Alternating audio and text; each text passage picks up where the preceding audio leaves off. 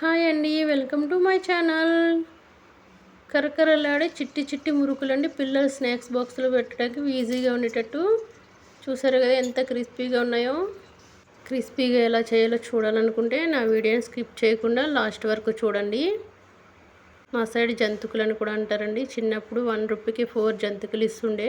నాటి జ్ఞాపకాలు ఉంటే కామెంట్ చేయండి. ఇప్పుడు ముందుగా మిక్సీ జార్ తీసుకుని 1 కప్ పుట్నాలు, 1 కప్పు అటుకులు వేసి బాగా మెత్తగా ఇలా పిండిలా పట్టుకుని మంచిగా జల్లించుకోవాలండి. పిండిని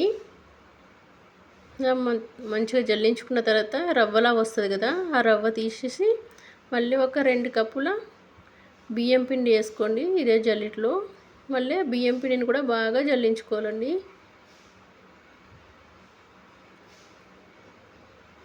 ఇలా జల్లించుకున్న పిండిని ఒకసారి మళ్ళీ చేత్తో బాగా కలుపుకోండి.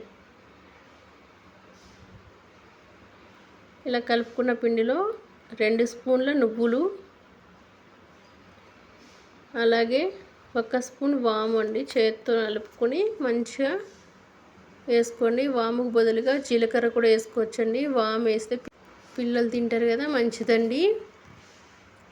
అలాగే 1 స్పూన్ సాల్ట్, 1 స్పూన్ కారం, అలాగే 1 స్పూన్ నెయ్యి కూడా వేసుకోండి. నెయ్యికి బదులుగా 1 స్పూన్ ఆయిల్ కూడా వేసుకోవచ్చండి.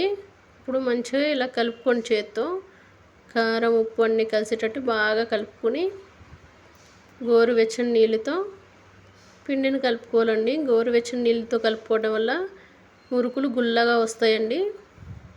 కొంచెం వేడిగా ఉంది పిండి అని చెప్పేసి నేను స్పూన్తో కలుపుకుంటున్నాను. మీరు కూడా చేయి పెట్టుకున్న స్పూన్తో కలుపుకోండి. కొంచెం కొంచెంగా వాటర్ వేసుకోండి, ఒకేసారి వేసుకోకండి. కొంచెం కొంచెంగా వేసుకుంటూ పిండిని ఈ విధంగా కలుపుకొని మూత పెట్టుకోండి. ఒక 10 నిమిషాలు పక్కన పెట్టుకోండి. అలాగే 10 నిమిషాల తర్వాత తీసి ఇలా చేత్తో చపాతీ పిండిలా బాగా కలుపుతానండి. బాగా పిసుకుతూ కలిపి ఇలా పొడి పొడిగా ఉన్నప్పుడు కలవట్లేదంటే కొంచెంగా వాటర్ వేసుకోండి. మరీ ఎక్కువ వేసుకోవద్దు, పలసగా అయిపోతుంది పిండి. అలా మంచిగా కలుపుకొని చపాతీ పిండిలాగా ఇప్పుడు ఒక మురుకులు గొట్టం తీసుకుని దానికి ఆయిల్ కానీ నెయ్యి కానీ రాసుకోండి. అలా రాసుకోవడం వల్ల మురుకులు స్మూత్గా మంచిగా వచ్చేస్తాయండి. నేను స్టార్ ఉన్నది వేసుకుంటున్నాను. ఇలా మురుకులు గొట్టంలో పిండిని పెట్టుకుని ఒక ప్లేట్ తీసుకుని ఆ ప్లేట్కి ఆయిల్ కానీ నెయ్యి కానీ రాసుకుని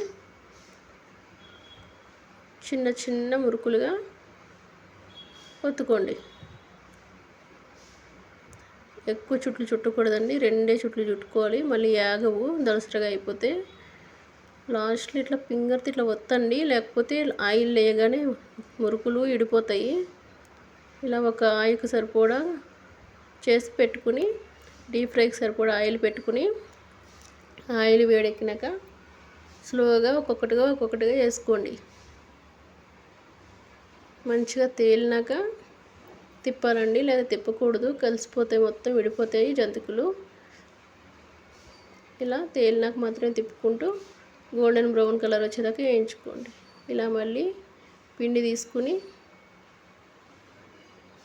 మురుకులు గొట్టంలో పెట్టేసుకోండి. మిగతా పిండిని కూడా ప్లేట్తో మూత పెట్టుకోండి, లేకపోతే డ్రైగా అయిపోతుందండి పిండి. అలాగే ఇప్పుడు ఈ మురుకులు కూడా వేగిపోయినాయి, మంచి కలర్ వచ్చినాయి కదండి. తీసి పక్కన పెట్టుకోండి. చూడండి, గిన్నెలో వేస్తున్నప్పుడే సౌండ్ వస్తుంది ఎంత క్రిస్పీగా ఉన్నాయో. అలాగే మళ్ళీ ఇంకో ఆయిల్కి సరిపడా ఇలా ఒత్తుకోండి. అది 2 ఉంటాయండి, ఒకరు ఇట్లా ఒత్తుకుని ఒకరు వేయించుకుంటే సరిపోతుందండి. ఇలా ఒక్కరు ఉంటే ఇక అంతే అండి. ఇక ఇలా ఒత్తుకుని మళ్ళీ ఆయిల్లో వేసుకోండి.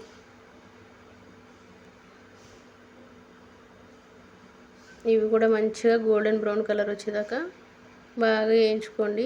మంట మాత్రం మీడియం టు సిమ్లోనే ఉండాలండి. మరీ హైలో అయిపోతే ఏగవండి, లోపల బయట కలర్ వచ్చేస్తాయి కానీ లోపల ఏగవు.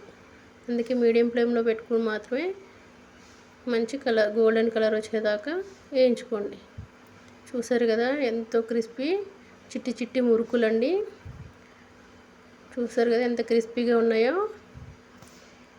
ఒక గాలి తగిలిన బాక్స్లో పెట్టుకుంటే 15 నుంచి 20 రోజుల వరకు నిల్వ ఉంటాయండి. నా వీడియో నచ్చినట్టయితే లైక్ చేయండి, షేర్ చేయండి, కామెంట్ చేయండి.